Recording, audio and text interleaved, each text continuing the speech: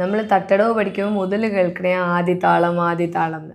ആദിതാളത്തിൻ്റെ ശരിക്കുള്ള പേരെന്താന്ന് പറഞ്ഞാൽ ചതുരശ്ര ജാതി ത്രിപുടതാളം. അതായത് ത്രിപുടതാളത്തിൽ ലഘു എങ്ങനെ വരും? ചതുരശ്രത്തിൽ തട്ടുമ്പോൾ. അപ്പോൾ ചതുരശ്രം ആകുമ്പോൾ 4. അപ്പോൾ അതെങ്ങനെയാണെന്ന് നോക്കൂ. 1 2 3 4 ലഘു ചതുരശ്രത്തിൽ വന്നിട്ട് പിന്നെ ദ്രുതം 1 2 3 4. അപ്പോൾ ആദ്യതാളത്തിൽ ഒരു ലഘുവും 2 ദ്രുതമാണ് വരുന്നത്. അതിൽ ലഘു ഏതിൽ വരും? ചതുരശ്രത്തിൽ വരും. 1 2 3 4 5 6 7 8. ഓക്കെ.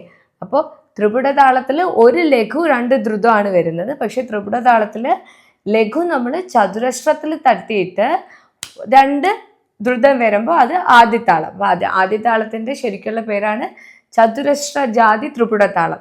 സെയിം ടൈം നമ്മളിപ്പോൾ ലഘു 3 അക്ഷരമാണെങ്കിൽ അത് ആദിതാളം എന്ന് പറയത്തില്ല. ഓക്കെ.